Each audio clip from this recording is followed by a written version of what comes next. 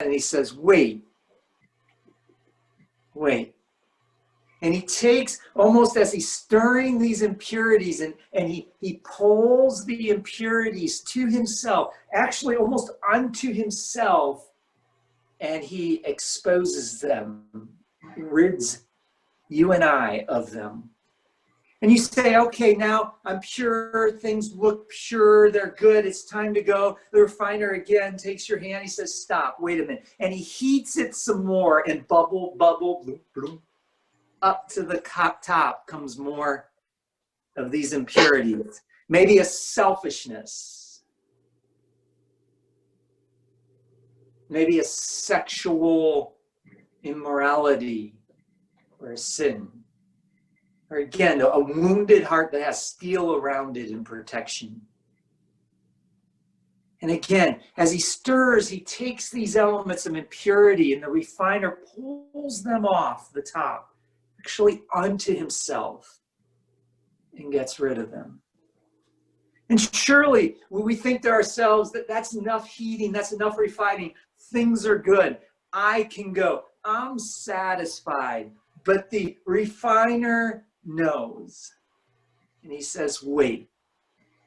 You can't fully see all the dross, the sin, the wrong motivations, the deep heart desires, the idols, the envy, the comparison that's still there. And again, he heats the fire more.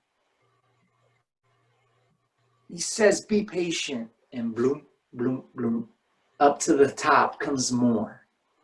Even to the desire of praise from others that's deep inside. And again, he stirs it and takes off the impurities upon himself, and he removes them.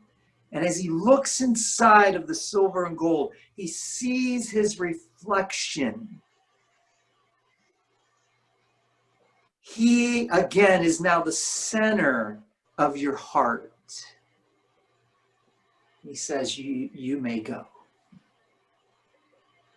Today's Proverbs, verse 27, 21, the crucible for silver and the furnace for gold.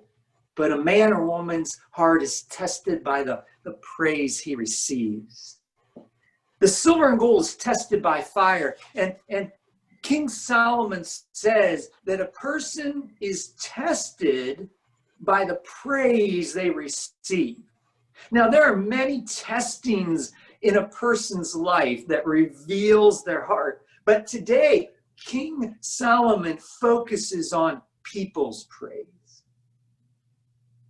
If you really want to know, he says, what is in a man or woman's heart, give them praise. If you really want to know what they love, who they love, give them some praise. And bloom, bloom, bloom, bubble up to the top, you will see where their worth lies. And if we're honest, we all love some level of applause from others, a praise, a proudness of a mother or father, accolades.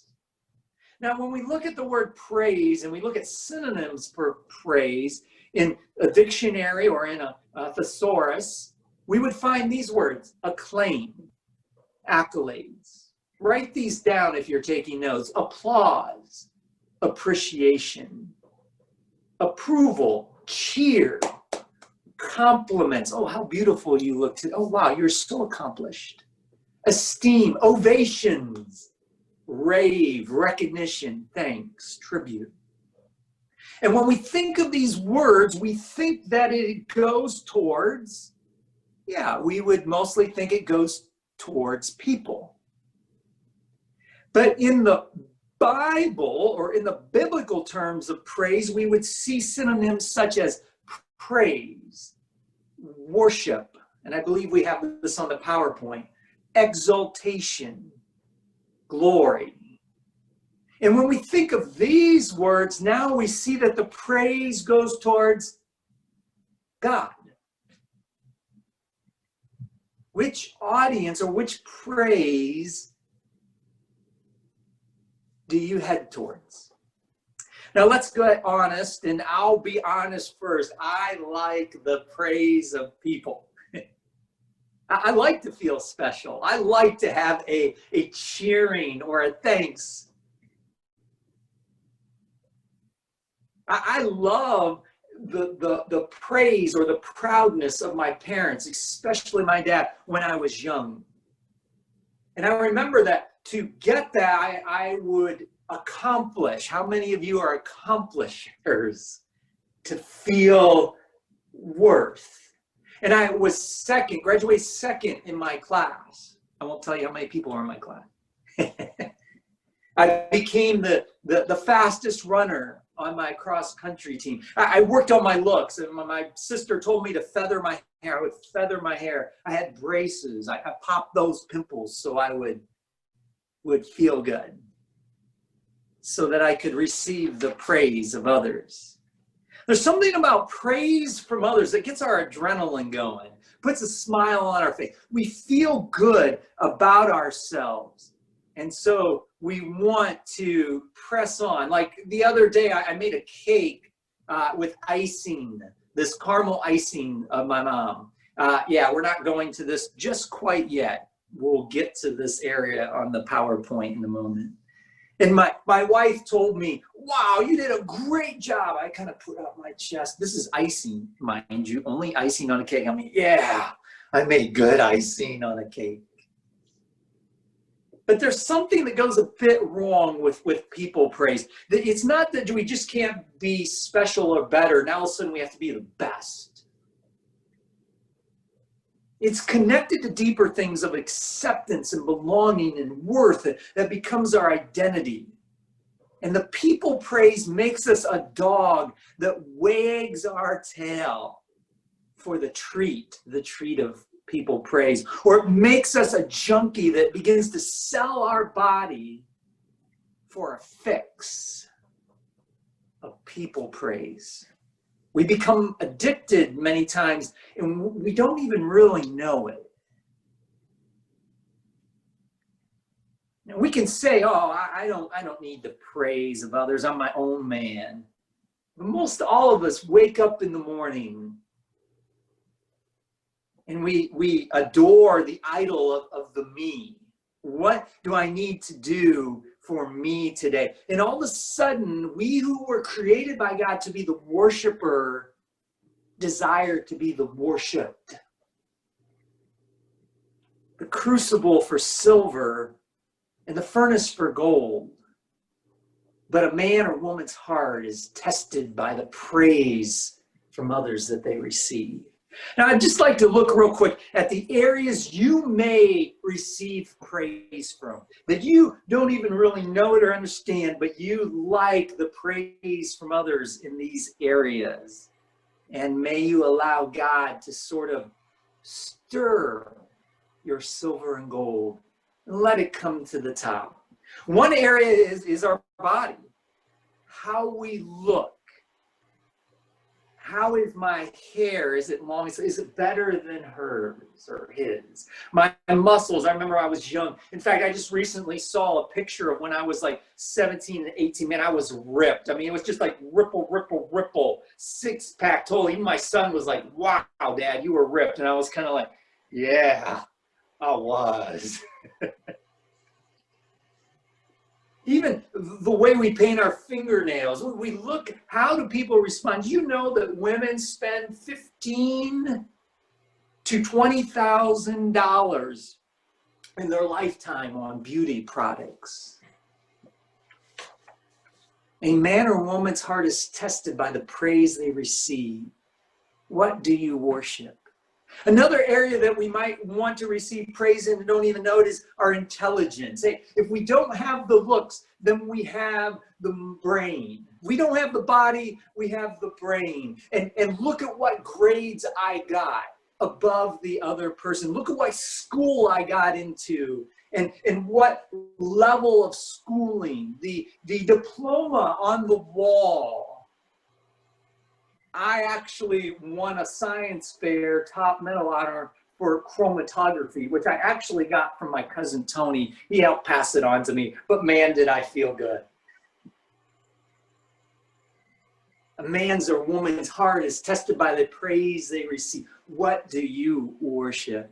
Another area that we may receive praise from, we don't even realize it, is relationships.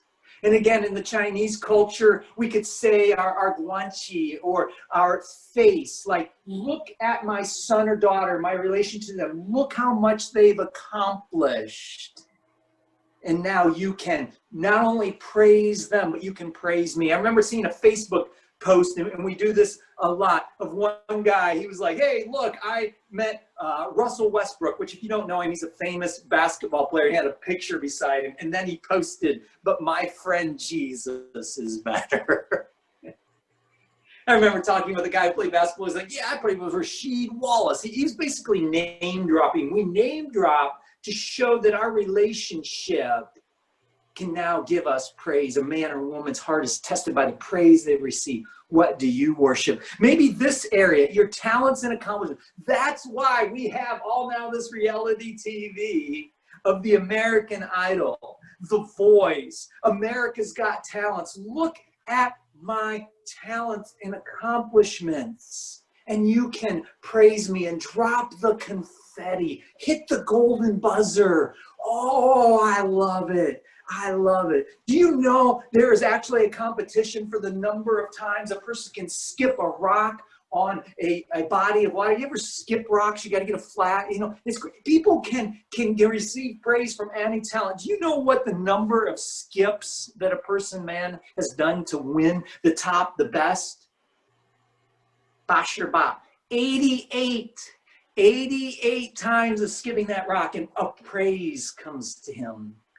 A man or woman's heart is tested by the praise they receive from others.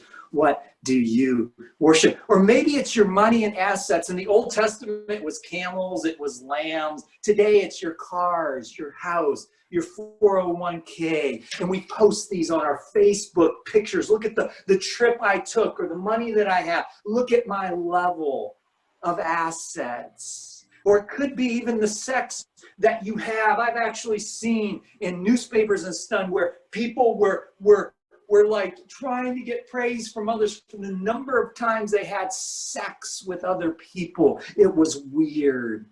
Or maybe it's even weirder, is in the church, your spirituality or your service or your sacrifice. People and Christians will begin to name, I've read the Bible this many times. I get up at this time to pray. I've fasted this number of days.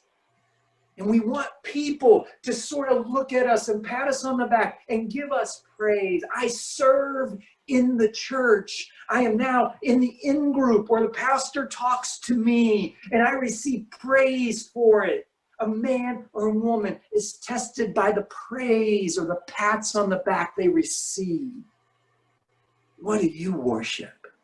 And last of all, people can even receive praise and they don't even know it for their differences.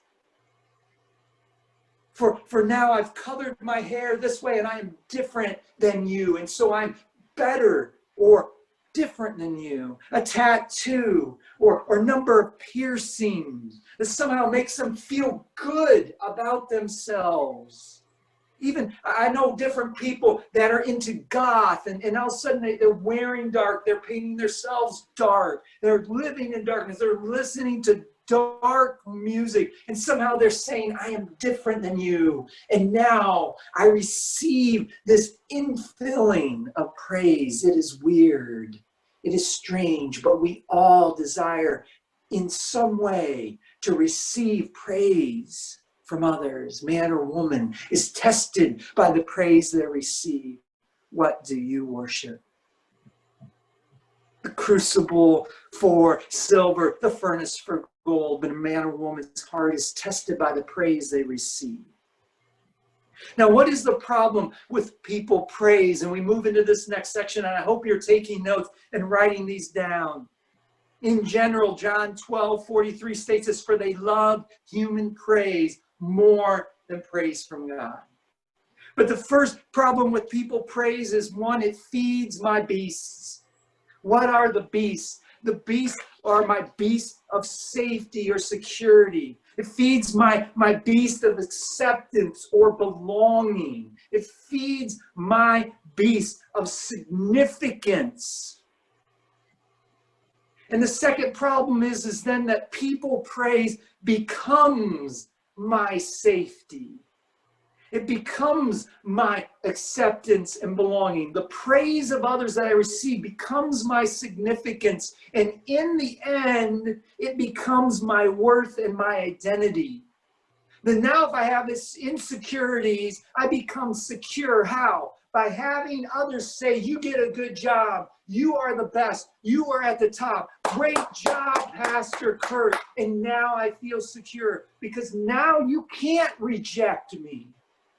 You cannot stop me from belonging. I am now in the in-group, and I am protected, and I'm safe, and I now have worth, and my worth determines who I am.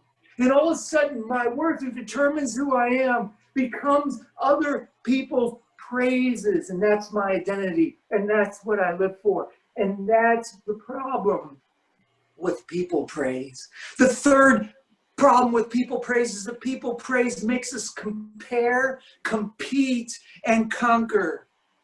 I can't just receive praise from others. I have to receive more praise than you. It doesn't stop. I can't just be good or better. I have to be at the best. And God has created us to encourage one another and build one another's up. But all of a sudden, I can't compliment you.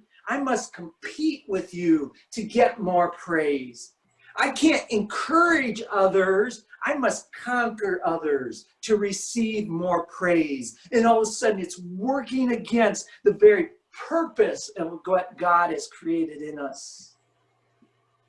Not only does it feed the beast and it becomes our worth and our identity and causes us to compete and conquer, but the praise that we live for from others causes us to be proud, angry, or depressed. That if you pat me on the back, if you give me accolades, I become proud. But God has never desired us to be proud. He's called us to be humble. And so all of a sudden, people praise works against humility. God opposes the proud, the word of God says, but gives grace and mercy and love to those who are humble. But if we compare, then we're like, oh, I wasn't better, I wasn't the best, and now I'm angry at you and the world because I didn't get above and above more people praise, or I become depressed because I didn't get more people praise than you. A fifth reason of why people praise is a problem is it just never satisfies. We always have to have more than the other person.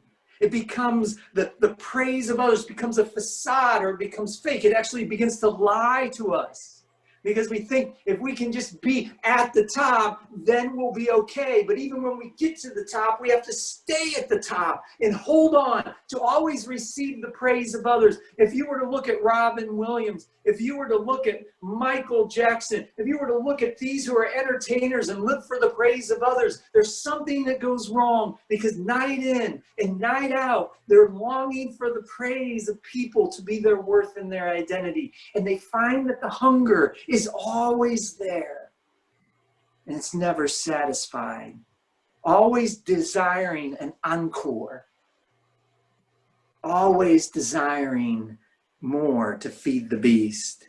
This next picture is of a man, do you know who he is? Lying on this couch in front of 7 maillots jaunes, 7 yellow jerseys. This is Lance Armstrong, the #1 Tour de France winner of all time.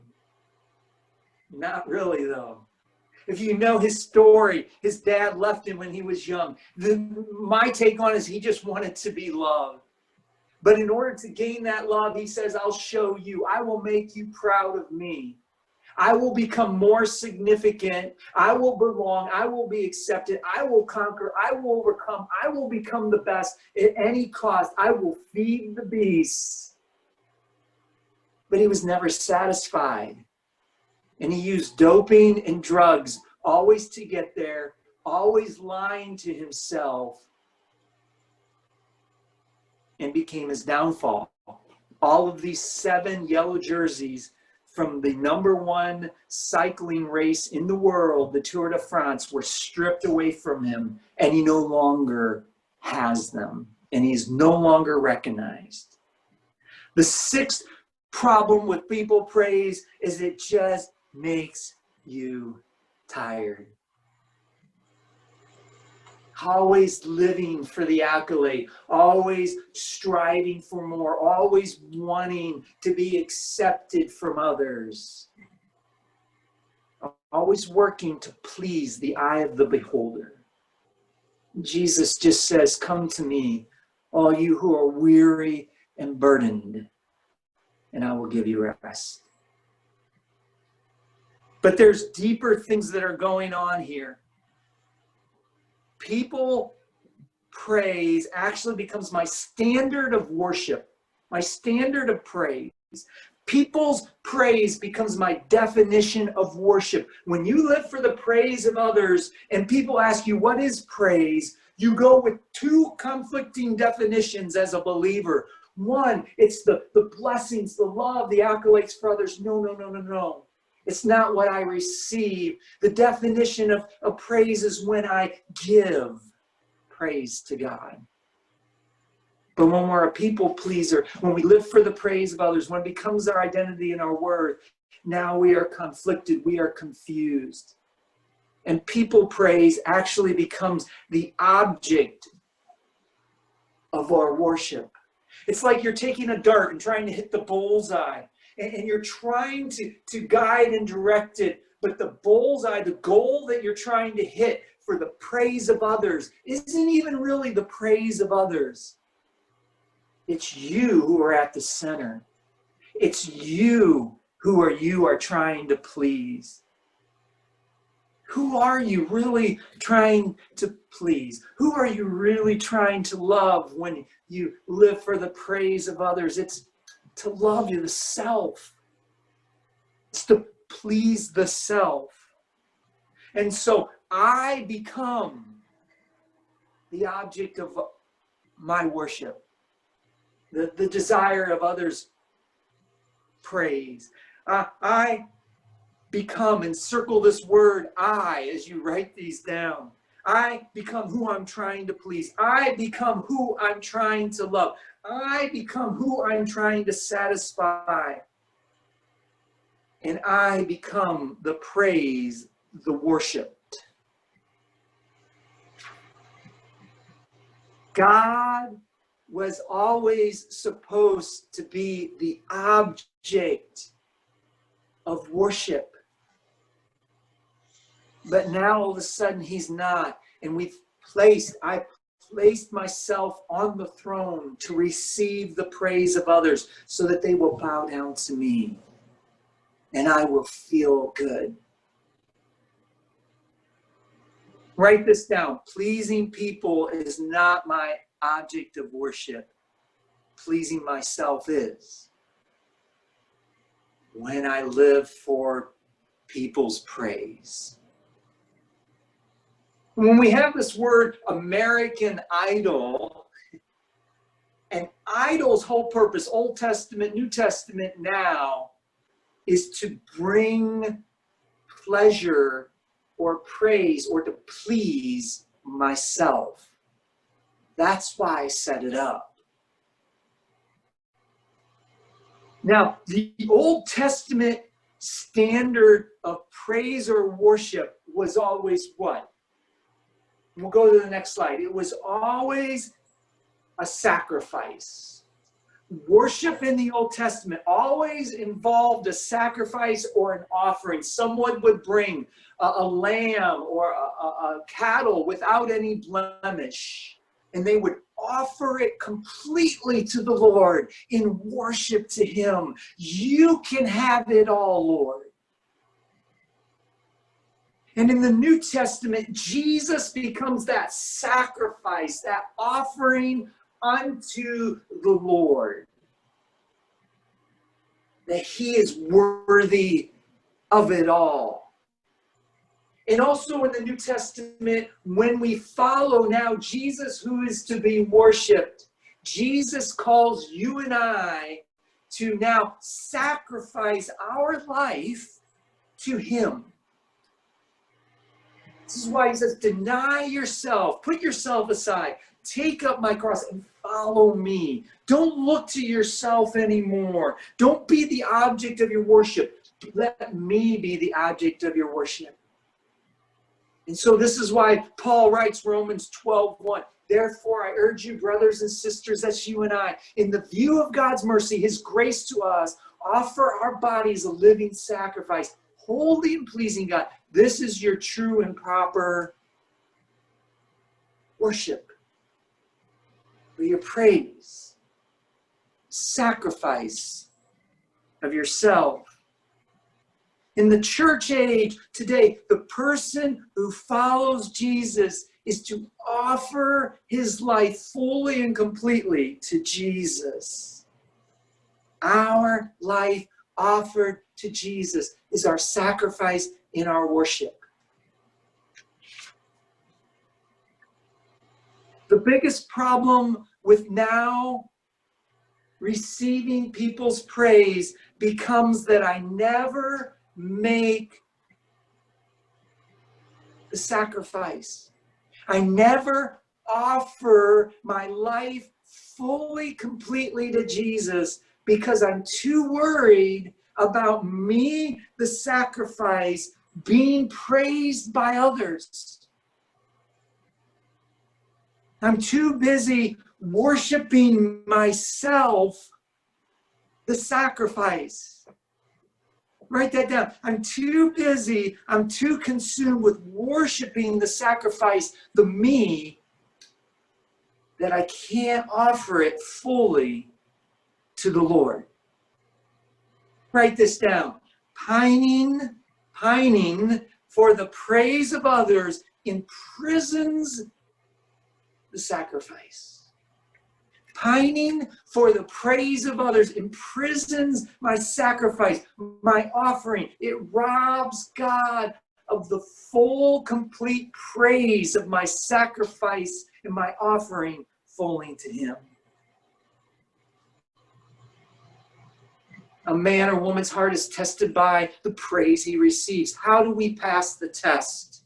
How do we pass the test? Write these words down. Sacrifice the self, live to glorify God. Again, sacrifice the self, live to glorify God. One more time. Sacrifice myself. Lord, I want to sacrifice myself wholly unto you and live for the glory of God. Psalm 115:1 is the verse that sums us all up. Not to us, O God, not to us, but to your name, to you, God, to you, Jesus, to you, Holy Spirit, be the glory because of your great love for us, your grace, your mercy, and you're faithful to us. It's not about me. I want to be second. I don't want to receive the praise. And that's the wonderful thing, that when we come to worship as Christians, the most awesome thing is that when we worship God, and if you notice today's songs, it didn't have anything about me or I, because worship turns our eyes off of ourselves and onto the one who deserves all of the praise.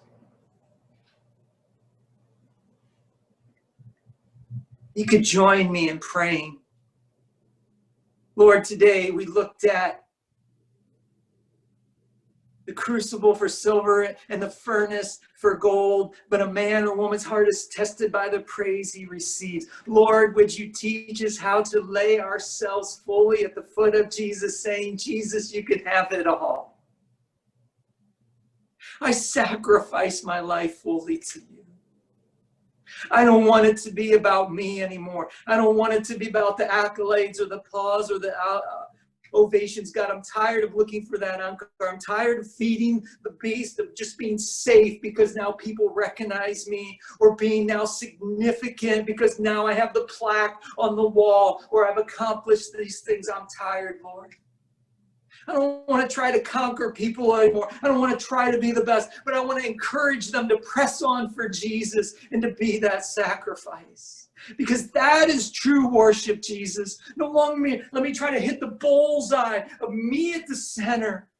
Me getting the top job, me getting the top applause, me being at the center, Lord, but you be at the center. Sacrifice every bit of me, Lord.